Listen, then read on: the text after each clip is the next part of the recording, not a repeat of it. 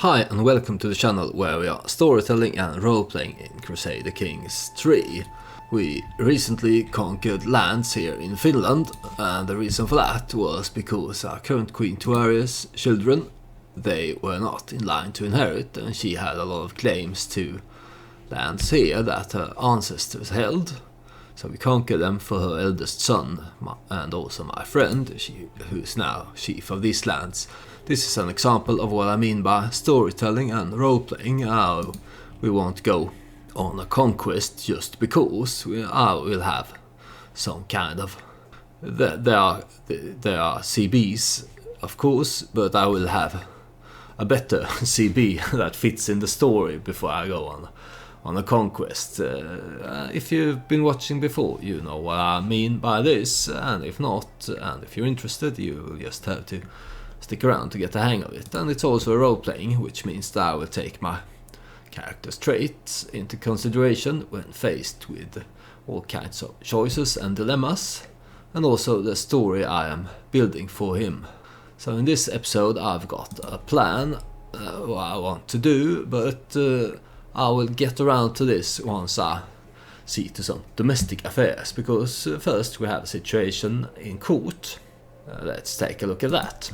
Here stands my brother-in-law, Edvig. He's a giant man who is married to my half-sister. So let's see what Edvig here wants. My champion Edvig has excelled during our recent battles, and my court is buzzing with excitement. What an accomplished champion, what a role model, what a man. With all the praise raining down on him, it is made clear that I am expected to officially reward him in some manner. Well, no wonder. This man is a 51 prowess man. I'm not sure if I've ever seen one with this high a number. And prowess is a legendary blade master. I wouldn't want to get in this giant man's way. I'm sure if your way of enjoying the game is min-maxing and creating optimal characters, you can get this number sky high, but this is not my playstyle, so I am impressed with his skill here. 51 prowess, right. So what will my king say? He is vengeful, shy and cynical, so we'll take this into consideration. He can say, I will speak well of him. It will cost me some court grandeur, and Edvig will lose opinion on me. I can give him a chiefdom. This is currently held by... This is one of my chiefdoms in England. Alright, I could consider this. Usually when I get these events, it's some chiefdom in my primary duchy, and I don't want to give them away, but this I could consider. Oh, right. I wasn't done considering, but I clicked it anyway. Well, so be it. Edvig is now a chief in Hampshire. Let's go take a look. Here he is. It was also the best, really the best chiefdom I had here. It's the former capital here now. So, well, alright. Edvig of House Firdi, you are now a chief. Congratulations. Well, then he should see about getting these lands in order himself, because, yeah, my marshal here, she is currently my daughter, Gyda. She is currently working on increasing control here, since it is no longer my holding. I will move her to increase control in Dorset instead, because he really should take care of his own lands now. Edvig here. Is this a matrilineal marriage? Yes, it is, which means that if he gets children with my half-sister here, these lands will eventually go to our house, so it's alright. I might have done that anyway. And now it is also time for us to celebrate and hold a bloot in death rebirth. This is the religious feast for the Asa true faith. Although smaller bloot are held for many occasions through the year, once a decade the Asatruans of Sweden come together for a grand celebration and, most importantly, a grand sacrifice. Though plentiful blood is shed for the gods, the meat of the offering goes to the faithful. Such a rich feast usually makes for an incredible party. Of course, such an affair is expensive, and certainly not all Asatrons needs to be invited. And since he is a shy man and not really a people's person, we will just invite the closest people at court here. And here comes someone. It is Earl Kettil the Impaler of White. He's my son. Yeah, he was the son whom I gave the Isle of Wight. The Earldom White. It's down here on the south coast there. He comes to pay homage, and I show him in. He's taking at me a knee. Serve me well. I gain some renown and prestige for this. Great. Speaking of that, how is my house doing? Here's our house. We are a noteworthy house. And our legacies. I need a little bit more renown to get myself a new legacy, but we're on our way there. That's good. And since this loot is ongoing, I think we shall... it's been a long time since we went raiding, and we need to fill our coffers up before we take the decision to become a feudal society. And Askel here, he was a Varangian, so he has served the emperor down here. This man's father, I believe it was. He has seen the riches down here. He's a really strong emperor, so it might be hard time to raid him. But for most parts, I've been raiding here. But it could be fun to go down and raid the Mediterranean as well. That being said, France looks like a... Yes. France is a juicy target for this. Of course, there's a very weak king here, and there's a civil war going on. So we should raise our raiders, I think, and go raiding. And here's a son, Gandalf, coming of age. He's honest, temperate, and craven, and he's a skilled tactician, so a decent military education for him. I shall send him to the Varangian Guard to see if he cannot get rid of this craven trait, but I think Askel thinks that he should go there to try and become a better fighter, even though he is a craven. And here is my Carlin concubine. She gave birth to another son, Collar. He is quick. Someday he might be the King of France, because that's what she has a claim to. There you go, strong and wise. And here comes my raiders now. Oh no, my court musician died. That's not good. We want a court musician at our upcoming bloot here. I also want an antiquarian. Who is this Botilder here? She is my high almoner, and she would be a good antiquarian, so let's appoint her. Can I have a master? Yeah, look at this, my daughter Gyda here. She would be an excellent master of the horse. Appoint her. Master of the hunt.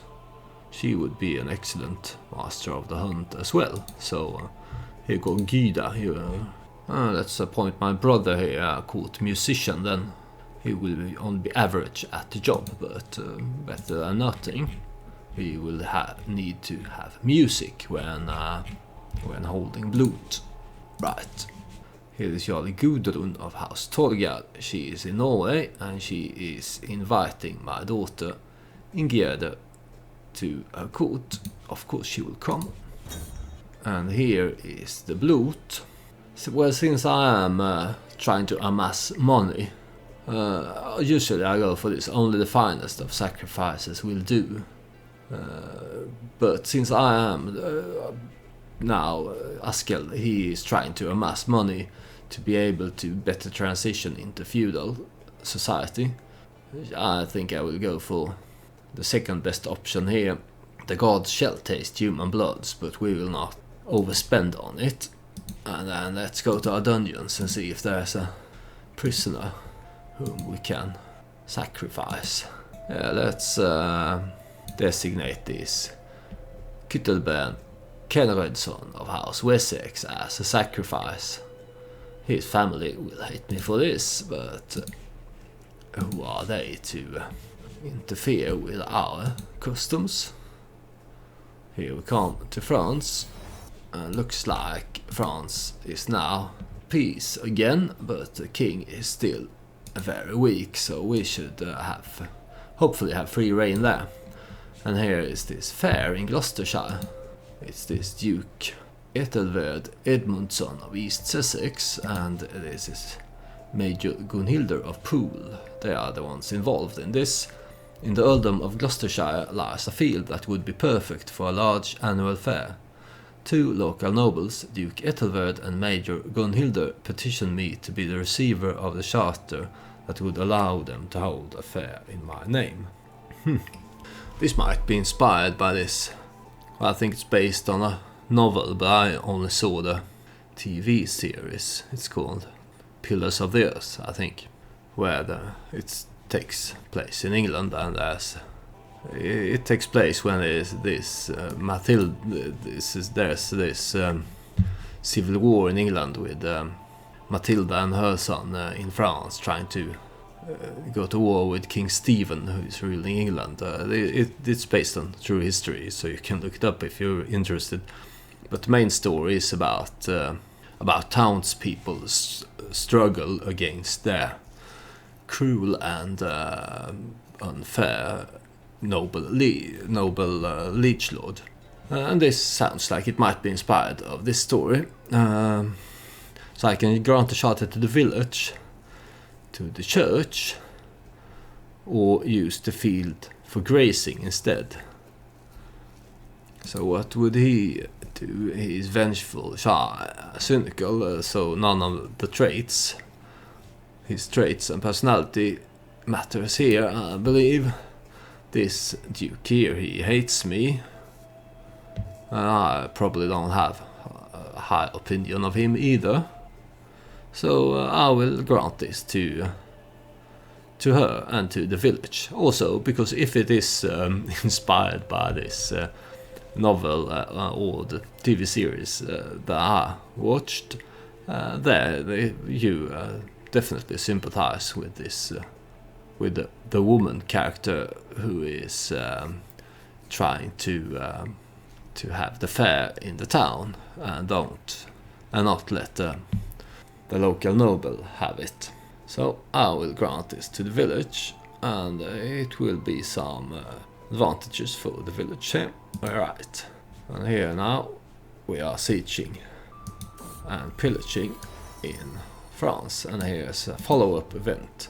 I like events with follow-up events. It gives them much more flavor, I think, when there are consequences and follow-ups to what happens. Major Gunhilde presents me with wares from all over the world, cloth from the furthest reaches of the Silk Road, locally grown crops, technological marvels from the east. My lord, what wares should we promote for the next fair, she asks. I can try to import silk, locally grown crops, or technological marvels. I think he is an astute intellectual and kind of, for our age, I think, for this age, a progressive thinker. So I think he would be most interested in technological marvels. Let's continue raiding France here. The king is not strong enough to oppose us, but there might be some duke somewhere that could muster a force to try to take us on, so we'll have to be careful about that. Let's go raid Bayeux, see if we can get ourselves a tapestry. And here's the Blut, and here is this horrified Kyttelben. Though the gathering is small, the atmosphere at the Blut is enthusiastic, with happy Asaturans jostling and cheering as Kyttelben is dragged up to the altar. the first of several prisoners and more beasts. He thrashes ferociously as the Goddard throttles his life away, the light in his eyes lasting till the first animal is slaughtered. Human corpses to the hanging tree, animals to the cooking fire. All gore is collected in a bowl, and Goddard uses it to paint the walls of the temple, inside and out. Truly a spectacle worthy of the gods. Time to rub shoulders with a common mark for the King Askel. And my wife is pregnant again. And here it looks, from the looks of Gunhildr here, it doesn't look like this fair went well. My lord, what are we supposed to do with these trinkets? Apparently the demand for marvelous technology was not high in the area, and Major Gunhildr is left with a lot of it unsold. So probably I should have read the... just when I clicked on it, I saw that there was something in the tooltip about that you should consider the development of the county where the fair is in. When you make your choice, and I didn't read it through before I clicked, so that was probably why this failed, and she lost opinion of me because of this. But our raiding is going well, at least, so let's continue to raid here. Oh, here's an court event. It is Princess Skuld. Yeah, she is my cousin who has claims to Aquitaine. She is discussing something with Botilda, my antiquarian and high almoner. Why would you honor that snake Botilda with a position at court and not me, says Skuld. She wants a court position, and it's been a while now since I had this, but I remember that as I'm a bit annoyed with this event. There's nothing wrong with the event, but I find that as soon as I appoint someone to a court position, this event comes along. Another one is jealous and demanding this position, and I really don't like it, because before this I have taken a look at all the court positions and appointed the people I want to appoint to the positions I want to appoint them. Of course, there's nothing in that saying that people would be jealous and coming to me asking for them to be given positions, but I'm not inclined to give someone something just because they come whining about it. So I will say, oh, come off it, and Skuld then will become my rival. This was a bad political move for you, Skuld, because I was considering going to war for you to give you Aquitaine, the kingdom. But us being rivals speaks against this, doesn't it? So, not too smart of Skuld here. Of course, the AI doesn't know this, but this is storytelling, so if she had played her cards better, Skuld here, she might have been a queen later, but now she will be my rival, and I will not go to war to give my rival a kingdom, that's for sure. Maybe we will have to see if there are some other relative deserving of the kingdom of Aquitaine, maybe. I didn't get the Bayeux tapestry, but I got some prisoner from there. Is there anyone I can ransom? Here's Clara von Schweipünt. She's an interesting... She's a wise woman, a herbalist, and a charismatic negotiator. What's she worth? Nothing. Yeah, maybe I could recruit her. You will convert, and you will be recruited. We can use a woman of your skills and wisdom. And this name, Schweipünt, probably means 2 points in German, something like that. Maybe. It sounds like it means 2 points. If there are any German speakers watching, feel free to educate me. I studied German in, what's this called in English? It's probably like high school. When you're about 14, 15 years of age, I studied German, but I had other things to think about studying back then, so and most of my German is now lost in memory, but bits of it remains. And here is Are you worth anything at aboard? Yeah, he's worth 50, let's ransom him. Oftentimes when you go raiding, most of the income you get is from prisoners you take. And here she is now recruited. It's Clara. Let's see if we can find a position for her. And here is... oh, how nice. My son and heir and his lovely wife, voice lover. There's been a lot of storytelling between these two as well.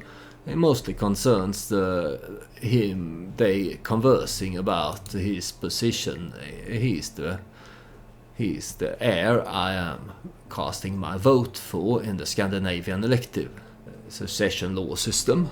And since he's a decent person, but he's also a content person, so he will take the throne if things come to this, but he's not really too keen on it, especially not since his sister here, this Gyda, is sadistic and ambitious. She really wants the throne.